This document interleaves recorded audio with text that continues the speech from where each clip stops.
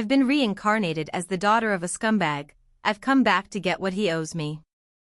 In my past life, I was a gullible heiress deceived for money and lust. My parents' company was taken over and I was brutally murdered. Luckily, I'd done enough good deeds so the underworld granted me a second chance. I was allowed to reincarnate with full memory. They warned that carrying past life memories invited karmic consequences, but I refused to relent. I knew exactly whose debt I was here to collect: Lucas and Vivian. Birth and the first cry, quick scissors, your head stuck. I had just regained consciousness when I heard the doctor's frantic voice. Darkness surrounded me, but I realized that I'd been reborn as a newborn baby still holding my memories. Slap. The doctor's slap on my bottom confirmed it. I was alive. Lucas excitedly said to Vivian, our baby's here. Holding me proudly, he cooed, she's so adorable. Vivian's smile beamed with joy. But how could they be happy? I'm here to collect what they stole. I screamed my lungs out and emptied my bladder, drenching Lucas's hand. Ah! Vivian squealed. Lucas quickly put me aside to wash his hands. Traumatized, they barely held me anymore. Instead, they prodded my cheek when the nanny had me. I tried to fight back without teeth. I spit out the finger in my mouth, making them think I was pouting. They laughed. To them, I looked like the perfect baby. Yet to me, every smile broke my heart, because I won't let them keep smiling. The early days of birth and growing every day passed. I grew from a baby into a toddler, and from toddler me watched Victor and Vivian desperately waiting for me to say mama or dada. But how could I, when I'm only here to be a debt collector? Once they celebrated my discharge from the hospital at our favorite restaurant. Ava opposite approach, Luke and Vivian wrapped in arms. I howled so loud they were startled. Embarrassed, Vivian tried soothing me, but I cried louder, until the entire restaurant stared, not in awe but in disgust. The staff politely asked them to leave. Please pay for your meal and come back another time. Lucas hurried out, dragging Vivian. I laughed silently, her proud moment crashed. With each passing day, my mischief escalated. Act 1, Sweet revenge as a toddler. When Vivian visited her friends, I'd wreck their makeup, lipsticks smeared on walls, bottles shattered everywhere. Then, when her friend exclaimed in horror, it meant I'd served my purpose. During meetings, I politely handed Lucas a glass of special water. One sip and his associate fled, cooperation ended. I rejoiced. Yes, they accused me of being a mob collection agent, and I reveled in the label. I am their karmic reckoning. Because Lum and Vivian prospered from my past donations, it's only right they repay, even in diapers and tantrums. Fast translation into English: I was reborn as the daughter of a scumbag, here to settle his debts. In my past life, I was a naive heiress deceived by Lucas and Vivian. My parents' company was stolen, I was killed. But because I'd done enough good, the underworld allowed me to return with full memory. They warned about karmic consequences, but I knew Lucas and Vivian must pay. Birth my first act, quick scissors, your head stuck. I heard the doctor as I came back to life. Slap. I was born again. Lucas cooed over me, she's so adorable. I screamed, soaked Lucas's hand, Vivian yelped. They rarely held me after that. They prodded me when the nanny held me, I spit their finger, I didn't have teeth. They laughed. They thought it adorable, but I was sharpening my plan. Growing up step by step, they always waited for me to say mama or dada. But I was here for revenge. Once, at a restaurant, I threw a tantrum so loud we got kicked out. Perfect. When Vivian visited friends, I destroyed everything: lipstick on walls, perfume bottles shattered. Their screams were music to my ears. If Lucas met a client, I'd hand him a special glass of water. He'd leave in disgust, deal lost. I cheered. Yes, I'm that toddler, revenge incarnate, because they took everything from me before. Now, every cry, spill, and nap is my toll that must be paid. I am the invoice.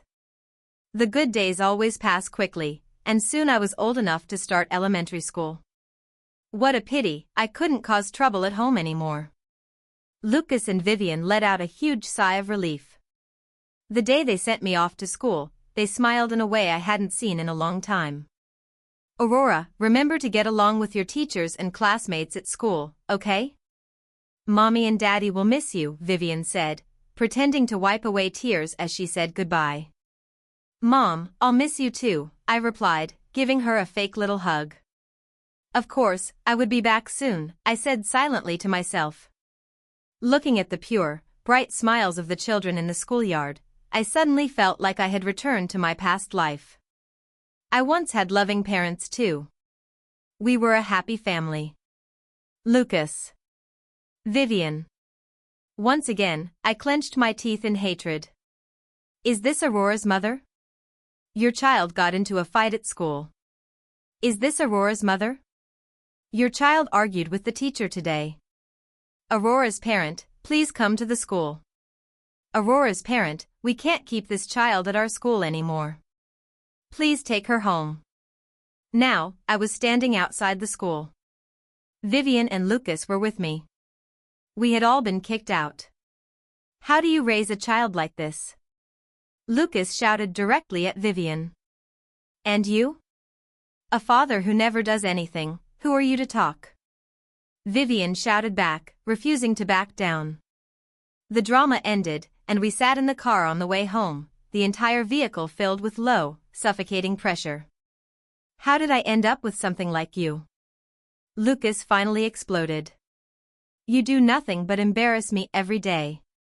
Vivian looked like she wanted to say something, but in the end, she held back. I figured maybe speaking up was a mother's instinct. But keeping quiet? That was probably because I had been disappointing her all along. She must be resentful too. Lucas, what do we do now? Aurora has no school to go to, Vivian asked, pulling at his arm. What do we do? What do we do? Get a tutor, obviously. And hire a manners coach while we're at it. She has no sense of how a girl should act. Right. Aurora, your temper really needs fixing, Vivian said as she tried to touch my head. I dodged and said nothing. Aurora, that's my current name. Lucas said he hoped I would be like a little sun, warm and radiant. While I was studying at home, I behaved exceptionally well. Thanks to the excellent education I received in my previous life, I excelled in every area beyond what was expected of my age. My tutors praised me every day, even calling me a genius in front of Lucas and Vivian. Suddenly, everything I'd done before seemed explainable. A genius child understands the essence of things. Breaking makeup was about understanding its true nature. Mixing drinks was about exploring future possibilities. Conflicts with classmates? Naturally, that was because I couldn't be bothered to stoop to their childish level. Vivian and Lucas completely changed their attitude. Now they bragged about me every chance they got. Having a genius daughter was something to be proud of. One day, after finishing my piano lesson, I came out to see Vivian sitting on the sofa looking gloomy. Mom, what's wrong? Why do you look so upset? It's your dad. He went and hired a female secretary, Vivian sighed. I knew she was feeling threatened. After all, who would understand the tactics of a mistress better than someone who used them herself? Mom, that's easy. Just find her a boyfriend, play matchmaker. She'll be grateful to you. I saw Vivian's eyes gleam, and I knew she had just come up with a wicked plan. Aurora, you really are Mommy's sweet little angel, Vivian said as she hugged me tightly. From that point on, Vivian started coming to me for advice on all her shady ideas. I was more than happy to listen, occasionally offering a suggestion or two. What I said was always proper, but I knew what she understood was never what I meant. Each time she tried to harm someone, I would step in at the critical moment to save them, while still making Vivian believe her plan had worked. And just like that, over a few years, I saved a lot of people, a secretary who was nearly raped, a best friend she tried to drug with birth control pills, a dance teacher she nearly hit with her car. Because of Vivian's intense jealousy, I now had more and more evidence and witnesses in my hands. And I was very happy with this. I would collect everything she had ever done wrong and one day push her into the abyss myself. The company's profits are down again, Lucas sighed, slumping on the sofa. Dad, let me take a look, I said, handing him a cup of tea. I flipped through the financial reports and quickly pointed out several discrepancies. Lucas took the report back, studied it carefully, then looked at me. Aurora, come help me at the company, will you? He asked, watching me. But I'm still too young. People will talk, I said, pretending to be shy. Oh, please. It's your dad's company. Who dares say anything? Vivian just came down the stairs, her face glowing with praise. That's right. With father and daughter working together, the company will surely thrive, Lucas said, clapping me on the shoulder with a hearty laugh.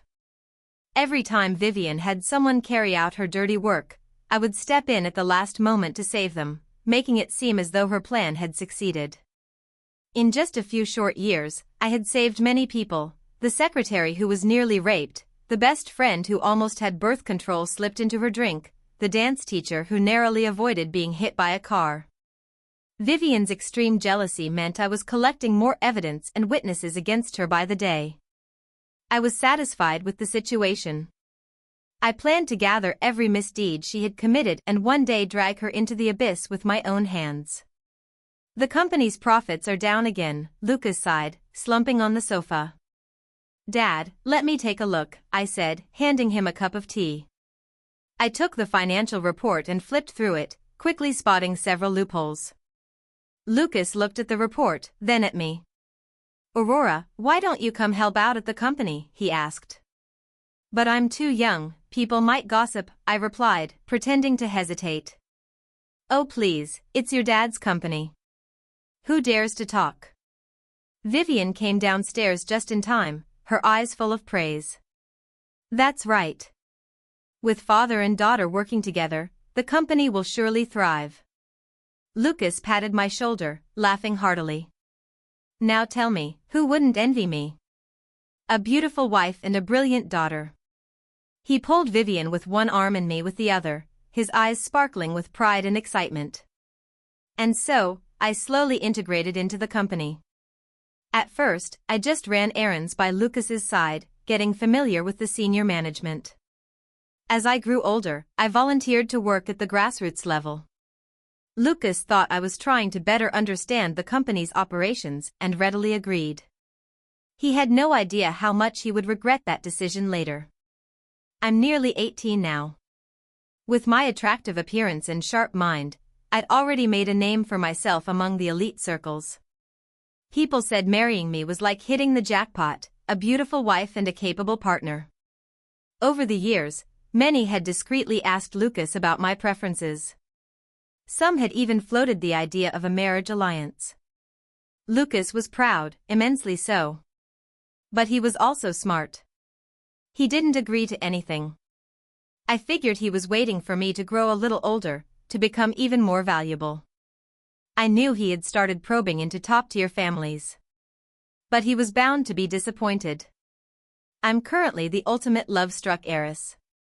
In a 5-star hotel in the capital, a grand banquet was underway. Guests began arriving just past 11:30. Vivian and Lucas mingled in the center of the room, chatting with everyone. Congratulations, Lucas. Your little princess is finally an adult. You know, my son's about her age. Your son's not smart enough. Lucas, check out my boy. Hey Lucas, I've watched Aurora grow up. My son even went to the same kindergarten as her. That's fate. A group of people surrounded Lucas, each trying to promote their own child. I stood upstairs, watching Lucas dodge their questions with a smile while constantly glancing toward the entrance. I knew he was waiting for someone. Coincidentally, so was I. Suddenly, a gasp rippled through the crowd. It's Cedric. He actually came. All eyes turned to the entrance. I looked toward the man walking in, Cedric, heir to one of the top aristocratic families. The man Lucas had been trying to cozy up to for years. Cedric, what an honor. I'm truly flattered. Lucas and Vivian quickly rushed over, their faces plastered with ingratiating smiles.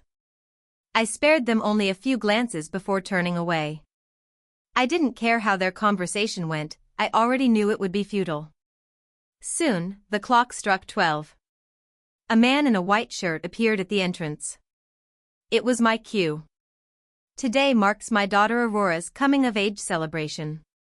Thank you all for joining us, Lucas said enthusiastically, microphone in hand. And there's more good news, Aurora and Cedric are in love and will soon be engaged. We hope to see you all again at the wedding. As every pair of eyes turned to the stairs, I stepped out, descending gracefully. Gasps of awe filled the crowd. I swept my gaze across the room. Cedric looked pleased. Vivian and Lucas were filled with pride. And the rest? A mix of shock and admiration. I walked over to Lucas, took the microphone from his hand, and opened my mouth to speak under his expectant gaze.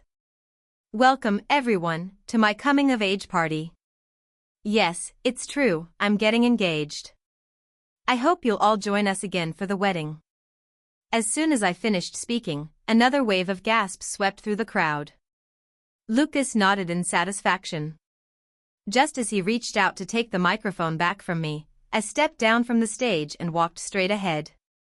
Under everyone's watchful gaze, I took the hand of a man in a white shirt. This is my fiancé, Evan. The weight of that single sentence caused the crowd to erupt again. Lucas hurried over, his face flushed red with anger. What nonsense are you talking about? Evan and I have been in love for a while now. We're ready to take the next step, right? I turned to look at Evan. Evan gave an embarrassed nod, his cheeks flushing, just like Lucas used to years ago. But Lucas saw nothing of his younger self in Evan. His fury only grew, and his already round face puffed up like a balloon. Get out! He yelled at Evan, pointing toward the door. Why should we? We're truly in love. I clutched Evan's hand tightly, refusing to back down, just like I had clung to Lucas's hand to defy my own father years ago. The scene was playing out again, but the roles had changed. Lucas is now in the role of the parent, couldn't accept that the daughter he had raised so carefully was being taken away by a poor nobody. He had no idea that this son-in-law had been handpicked by me, chosen to reflect a younger version of himself. Lucas, are you playing me for a fool? Cedric walked over, his tone accusatory. No, Cedric, this was an accident. Lucas tried to explain. It's fine. I'm not some robber here to steal someone's fiancé. Let them be. I wish Aurora a lifetime of happiness. With that, Cedric turned to look at me with a meaningful glance, then walked away without hesitation. Lucas, something came up at my company, I have to go. Lucas, my son just called, he got into a car accident. I need to check on him right away. Lucas. Watching Cedric storm off, most of the other guests followed suit. Within moments, the grand ballroom was nearly empty, leaving only our family and Evan behind. Is this what you wanted?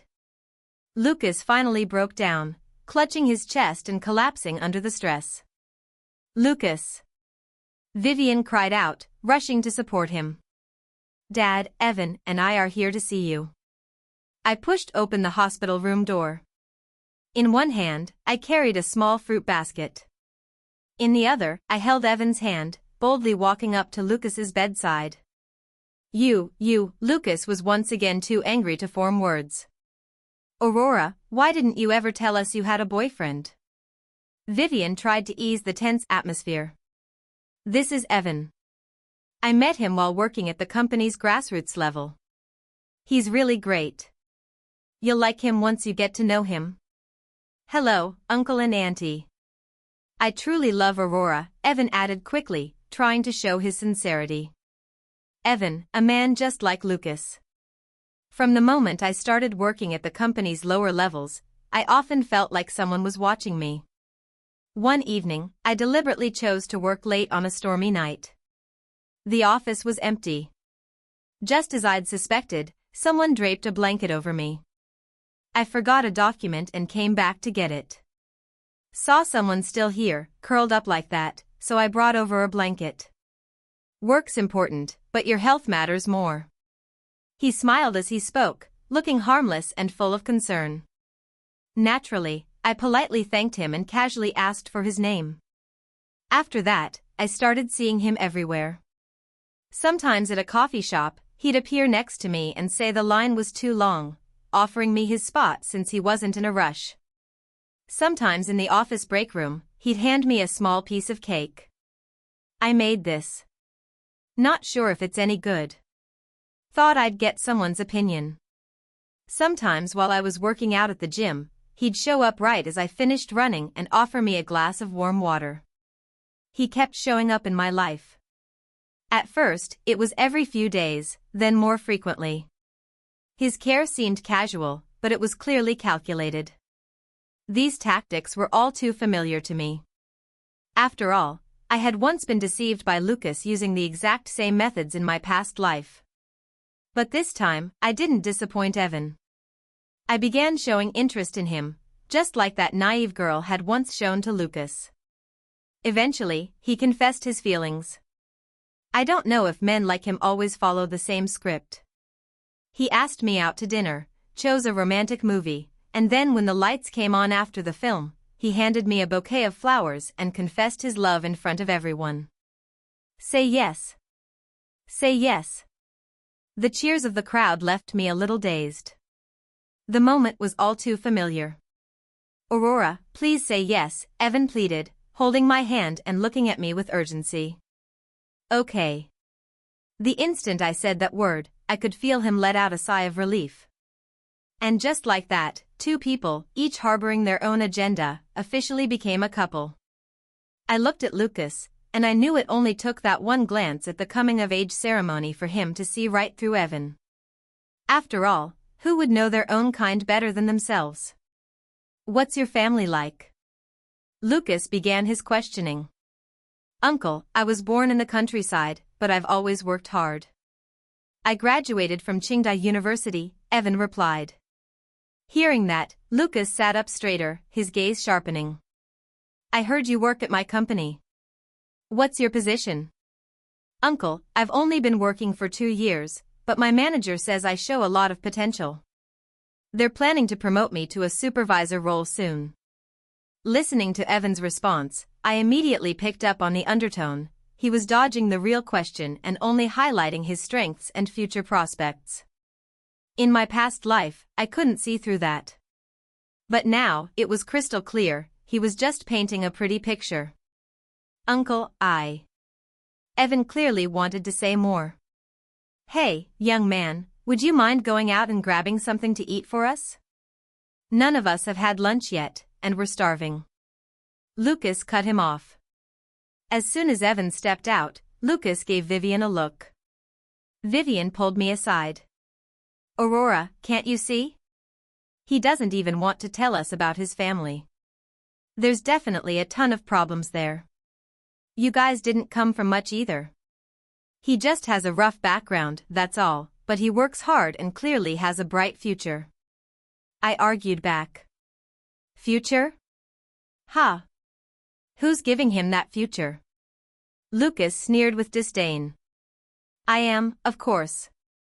Dad, didn't you also climb the ladder by relying on your previous wife?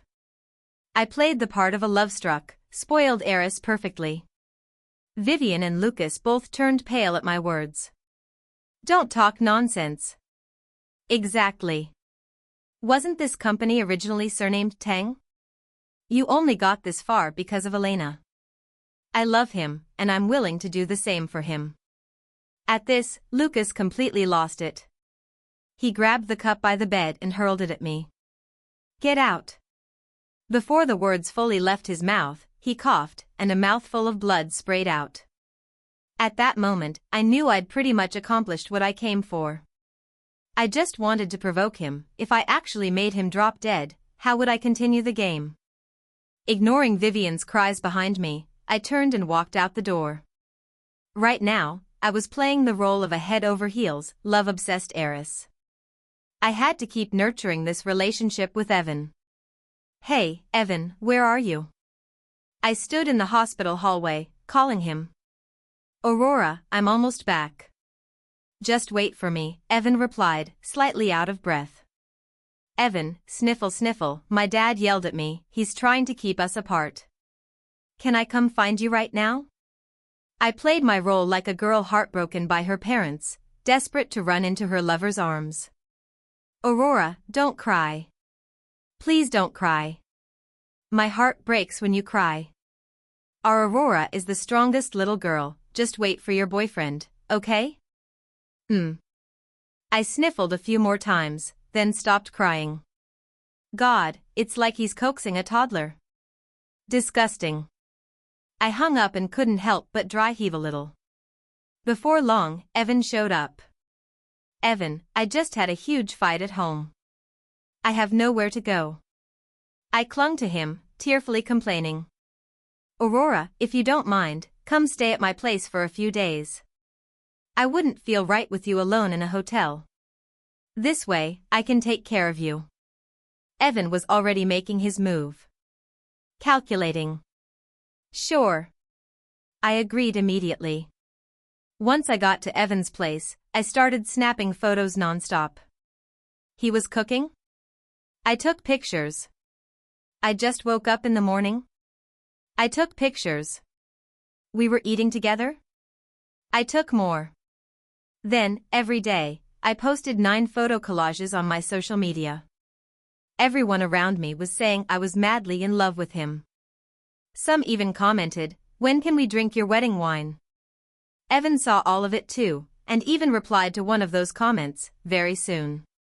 Not even an hour after he posted that, my phone started vibrating like crazy. "Aurora, get your ass back home." Lucas's furious voice roared through the phone. Funny thing was, this trick, stirring things up to force a return, was something he himself had taught me in my last life. People really do change a lot when their roles shift. "Evan, my dad wants me back. Come with me?" I asked casually. "What, me too?" Evan hesitated. "Of course. This means he's about to give in. You sure you want to miss that?" As soon as I said that, Evan changed his mind. "Aurora, how could I let you face your parents alone? Of course I'll come with you." When we returned to Lucas's home, he and Vivian were sitting side by side on the couch. I went straight to the point. "Dad, you're okay with us now, right? If not, then there's really nothing else to say. Fine. You two can continue dating." "Evan," Lucas said, sipping his tea and restraining his tone, "you don't mind if we keep observing you for a while, right? After all, she's our only child." "Of course not, Uncle. I'll treat Aurora with everything I've got." Evan, sensing his chance, patted his chest with confidence. "Then why don't you both move back in? The house is big, you'll be more comfortable here." "Sounds great. Thanks, Dad." I agreed without hesitation, ignoring the confused look in Evan's eyes. I felt a sense of lightness and relief like never before. The days passed by peacefully for a while. Then one day, Lucas dragged Evan out for drinks. Not long after, I heard faint whispering outside my room. I knew it had begun. My door creaked open. Vivian peeked her head in. "Aurora, your dad just called. He said they drank too much and asked us to pick them up." "Okay." I didn't ask much and threw on a coat to follow her out. We arrived at the hotel, gave Lucas's name at the front desk, and were quickly handed a room key. "Let's go get them," Vivian said, more eager than I was. The door creaked open, but the room was completely empty. "Where are they?" Vivian asked, obviously confused. Maybe they didn't wait and had someone take them home already. "Let's just head back, I'm tired." I tugged Vivian toward the exit. "All right," she said, though she kept glancing back as I pulled her away. Back home, I opened my phone, and right there on the screen were those two entangled like dry wood and fire. Clearly Lucas still had his old tricks. With years of experience under his belt, he had taken full control. The next day, the two of them returned leaning on each other. Their steps were noticeably unsteady. "What happened to you two last night?" Vivian rushed up to ask. "It's nothing. We had too much to drink, went into the wrong room, and just made do for the night." "Right, Evan?" Lucas's tone was calm, but those last two words carried a trace of gritted teeth. From that day on, Lucas kept Evan by his side constantly. And my phone? It began filling up with unsightly videos. Maybe Evan couldn't bear being on the bottom, so he started seeing escorts on the side. By day, he tangled with Lucas. By night, he partied with call girls. At first, he'd still put on a front with me. But later, when he realized I trusted him completely, he grew bolder and bolder. Time passed like that. A family full of secrets, each hiding their own agendas, but things stayed superficially calm. I had been counting the days. It was almost time, the fish was about to get caught in the net. That night, Evan used the same excuse again, he was going out for work.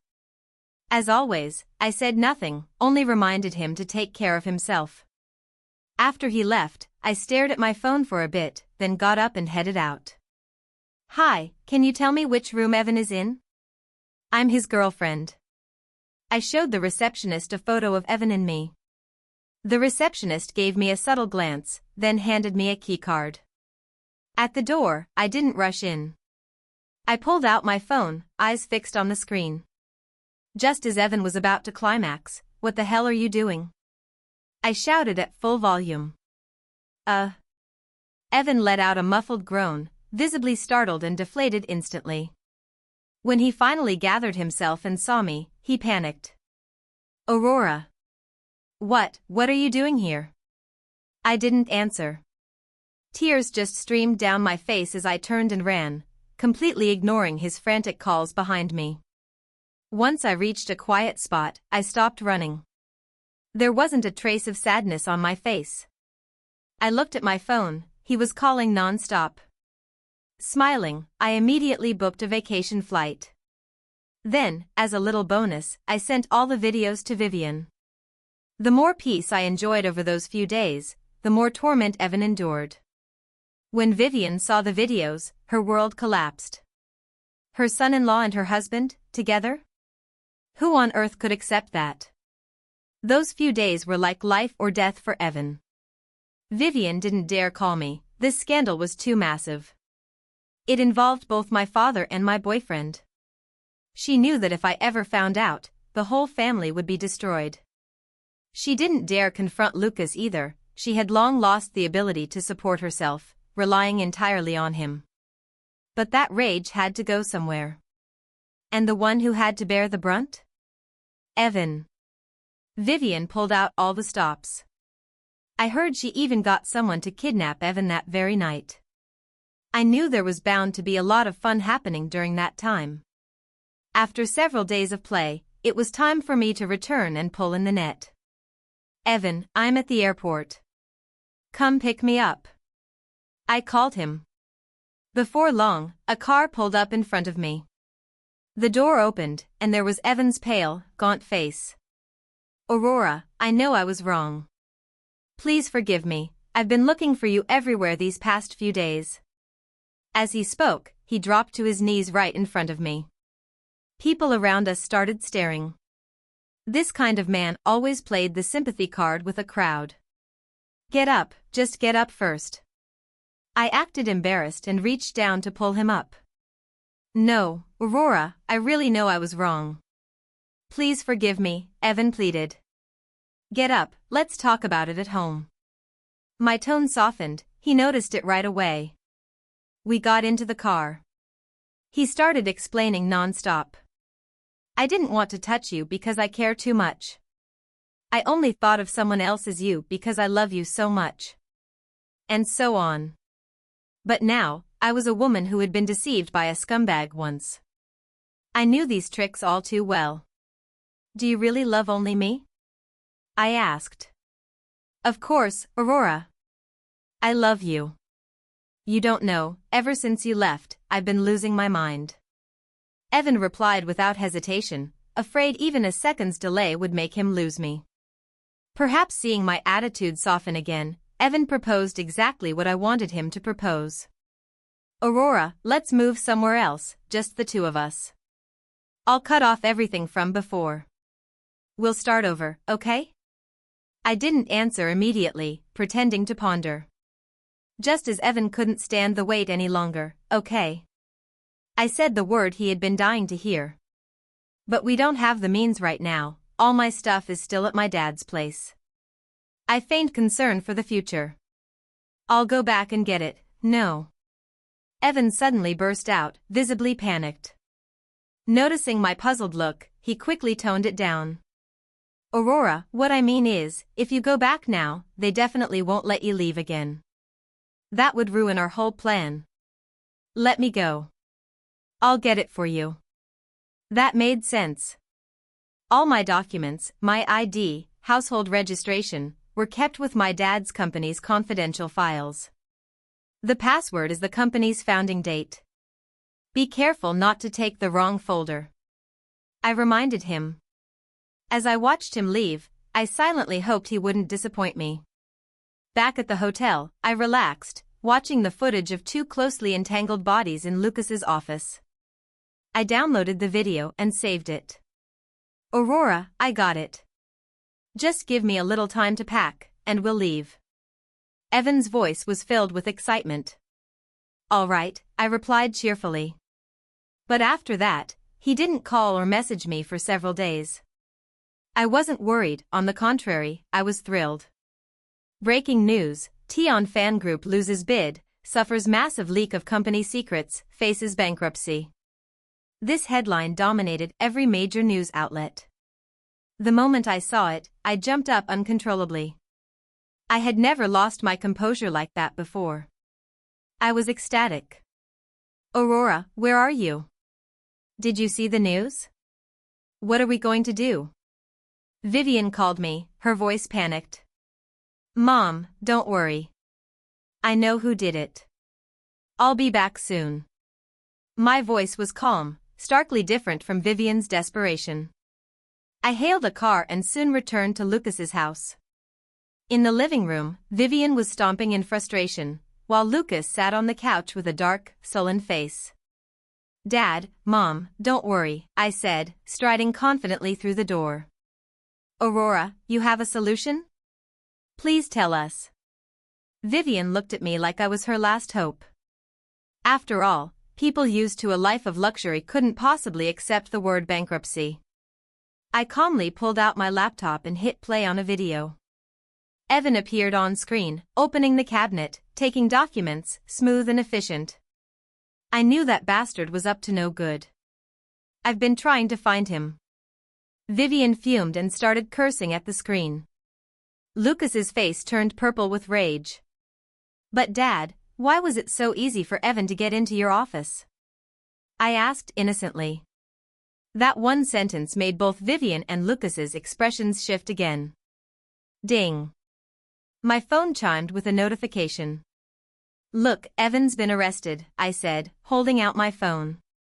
Scandal, Tion Fan Group's future son-in-law arrested for stealing corporate secrets and soliciting prostitutes. Beneath the headline was a photo of Evan being detained. Good. Heaven really does punish the wicked.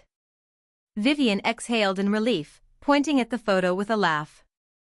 Lucas also relaxed a bit, his tense body slumping back as he echoed, indeed, indeed. But unfortunately for them, the storm wasn't over. Ding. Another news alert flashed across my screen. Evan steals corporate secrets, caught in affair with future father-in-law. Shocking collapse of morality. Attached was a censored yet crystal-clear video, two naked bodies, unmistakably recognizable. I tapped to play it. The obscene noises instantly filled the entire room. Turn it off. Turn that off. Lucas roared, completely losing it. Unlike his outburst, Vivian and I simply showed slight changes in expression. Dad, don't be so upset. The police will be here soon, I said slowly, almost lazily. That sentence finally stirred up a storm. Even Vivian's expression changed. Yes, we need to stay calm. The police will probably just come to ask about the data leak. We have to demand justice, she said, trying to regain composure. But just as her words fell, the door was pushed open from outside. Vivian, Lucas, you're involved in a murder case. Please come with us. Officer, wait, listen to me, that Evan, Vivian started anxiously, but was immediately cut off. Murder? When did we commit murder? Officer, you must be mistaken. Vivian raised her voice, as if being louder would make her sound less guilty. No, Mom. I was the one who reported you. I opened my laptop and began playing the videos, evidence of every person Vivian had secretly framed over the years. Vivian's face was a sight to behold, shifting from shock to rage to utter disbelief. You, she pointed at me, at a complete loss for words. Officers, thank you for your hard work, I said calmly, watching as Vivian and Lucas were handcuffed. There was only sorrow left on their faces. I suppose, for parents betrayed by the daughter they raised, it was just too hard to believe. After they were imprisoned, I submitted all the evidence I had collected over the years. Perhaps because I was their daughter, I noticed a few female officers looking at me with confusion and even judgment. I had no intention of explaining anything. I simply did my best to compile the information completely. I wanted to ensure their conviction. In the end, both Vivian and Lucas were sentenced to life in prison. On the day of the sentencing, I dressed immaculately. I wore the clothes and jewelry I had loved most in my past life, and sat in the courtroom gallery. Vivian and Lucas both saw me. I don't know if it was my outfit that triggered something in them, but they opened their mouths as if to say something. Yet no words came out. When I stepped outside, the sunlight was bright and dazzling, bathing my weary body and soul. I squinted slightly, feeling a lightness and release like I had never known before.